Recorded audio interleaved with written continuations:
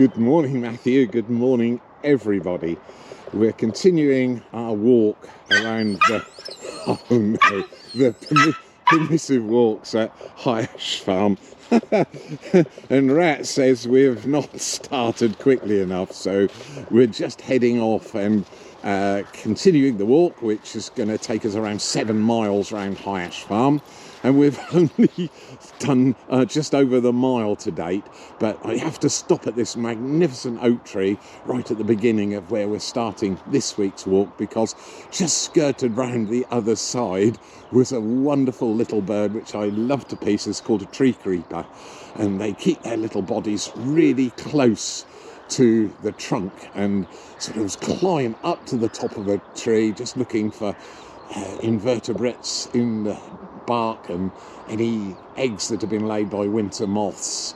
And beautiful little birds. I'm fascinated by them because my father planted a tree in the entrance of Caister churchyard, and when my grandfather died, and it's a Sequoia sempervirens, it's not a native species, but when the bottom branches drop off, they leave little tiny holes in the trunks, which you can just about get your index finger into.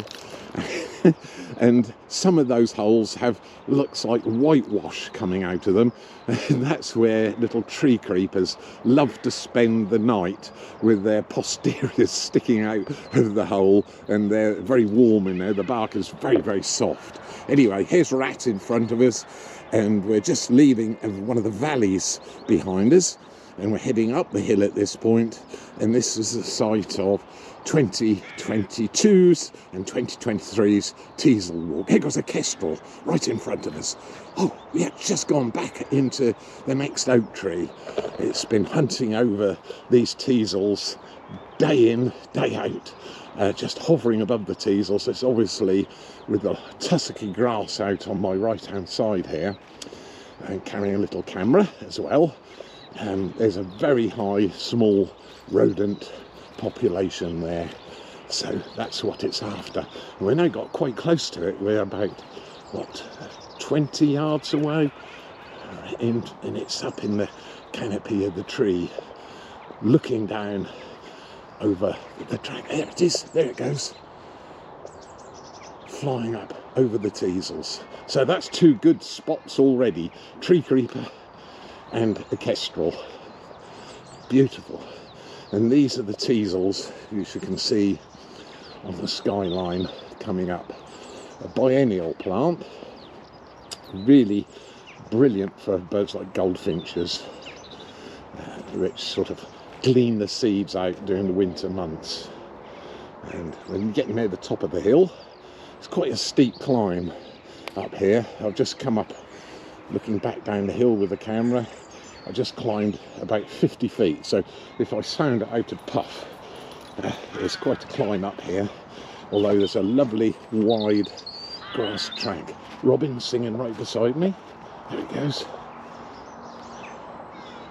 Very nice. Oh, lovely song. It's mild this morning. Get near the end of the first week of February 2023. Hedge cut on our left, and a few specimen trees left in. We hope this one survives here, just in the hedge. It's an ash tree. After all, it is High Ash Farm, but most of the ash are now succumbed in some form or other to ash dieback. And on my right hand side, just the other side of the teasels, I can see a fallow plot. It's 3 hectares, which is about 7.5 odd acres, and out there I can see 1, 2, 3, 4 hares just secreted down in the growth, which is just, and there, oh wow, right on the skyline, 1, 2, 3 Chinese water deer just standing stock still and looking at me. I'll just walk, although you're not allowed to do this, but I am. I'm just going to walk into the teasel walk a little bit. There is a bit of a walk up this side of the teasels as well, so you can go round. So when the teasels are in flower, you can actually come and photograph butterflies. Oh, they're standing there beautifully, probably 100 yards from me, really well camouflaged. I hope you can see this. Two of them have turned around. Rats decided to bark, not at the deer, but at two walkers which are just going past me, and the deer's still there, and there's two just beyond them. That's 5 Chinese water deer. There they go, 1, 2, 3, 4 running away, so that makes 6 of them. Wow, that's a sight and a half. There we are. We've only been going 5 minutes and we've seen some large mammals and 2 really good birds to see. Absolutely wonderful. So we'll go back on the track. If the local farmer saw us, we'd be sworn at dreadfully. And it's a Sunday, so we can't use inclement language. Now, interesting with the teasels, I did mention they're a biennial. Just before we get back on the track, there's one of 2023's teasels on the ground. There, that's about 10-12 inches diameter, getting on for 250 mil across, and it forms a rosette at this time of the year. And then you'll have these stems grow up. Another teasel there, growing away nicely, dark green, prickly on the tops of the leaves as well. There it is, beautiful plant, and they will make this year's wildflower display, which you can see in front of us here. In doubt at all, there we are, one of my favourite plants. It's Dipsarchus phelonium, and here's a little sign all about teasels and a lovely picture of some of the goldfinches which feed here, as well as the butterflies in the summer months, and that's a peacock butterfly.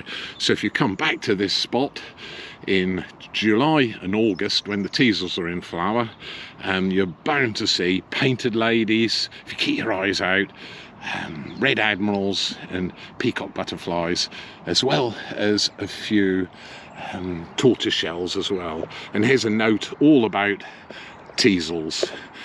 Just says this area has been left to encourage teasels, which are a really valuable plant for wildlife. In summer, they provide a good source of pollen and nectar for bees, butterflies and moths. And for goldfinches, teasels come into their own in autumn and winter when the seed heads dry out. There we are. Beautiful. So, a little bit of information all about teasels. Here we are. We've got to the top of the hill now. Most people say I'm over the hill, and here's another lovely oak seat from a fallen oak on the farm. And this one, let's see, oak to Elizabeth Hodgkinson, 1937, 2017, a true nature lover. There it is, and it's a lovely oak seat, and you can sit at the top of the hill there, look down at the lake in the valley behind us. Cars parked in one of the car parks right at the top of the hill, and you just see the rolling nature of High Ash Farm. There's not a level field on the entire farm, and neither is there one field with a similar soil type to any of the others. You've never seen such a mixture of clays, sands, gravels, all sorts of different soil types, and lots of people walking around as well. So basically, this is what rewilding looks like. It's one of the new words, new fashions, I suppose, of leaving farmland, nature, to do its own thing. And basically, this is what it looks like. Although we do cut the hedges, we keep them trimmed because that keeps the hedges nice and tight. But a lot of the farm is just left now for wildlife. And it's stunning. Look, there's 2 people in front of me with a pair of binoculars, and I think they're enjoying those Chinese water deer, which I'll mention again, they're really quite common now in parts of our county. I think they were again brought in by the Duke of Bedford at Woburn in the early part of the 1900s, so they've been about for about 100 years in the UK, or just over. And in their native country in China, we now have more Chinese water deer per square mile than they do in their native territory, just because of the pressure of humanity over there. So it's really lovely to see people just standing, pointing, binoculars up, mouths wide open, just enjoying the sight of quite large animals, really, when you compare them to hares. I suppose an adult Chinese water deer will be up to about 20 kilos, something like that, about 44 pounds. Lots of pheasants out there as well in the overwinter wild bird seed mix, and that's why the deer like it.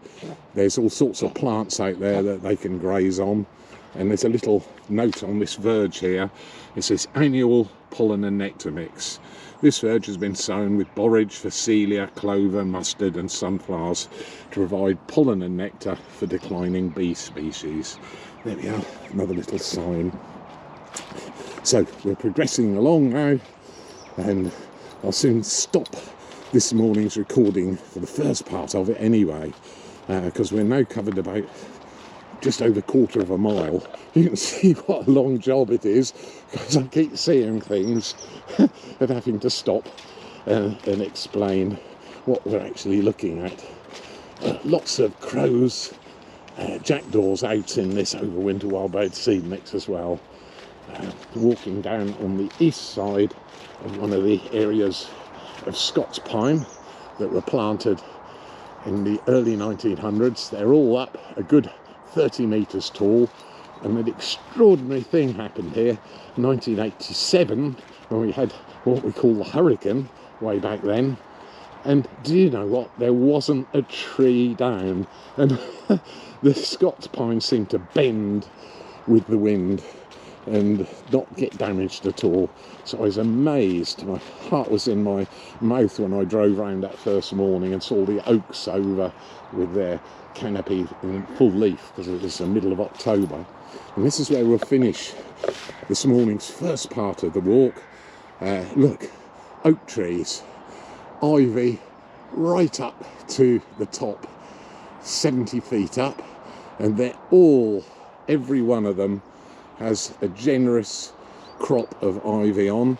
And here's a note about Heterohelix. Plant of interest, it says, common ivy. Ivy's a woody evergreen climber and can reach up to 100 feet high. And there, it just tells you a little bit about how valuable a resource ivy is on this farm, which helps explain why we've got such a variety of wildlife here. Concealed and sheltered nesting habitat, hibernation site for native butterflies, autumn flowers provide the last nectar flow of the season. In late winter, ivy berries ripen and provide a nutritious food source. And ivy is not parasitic, it does not compete or strangle the host tree. And there, right beside us, put the camera close up, is some of the lovely black coloured berries, full of nutrition for our pigeons. Just look here at this incredible crop of berries. There we are. We'll continue the walk a little bit later on in the programme, so you can rejoin us again then. Rat's not keen on this bit where we have to turn round and retrace our set. He's trying to dig the ground and says, come on, you're not walking quick enough. Right, see you shortly.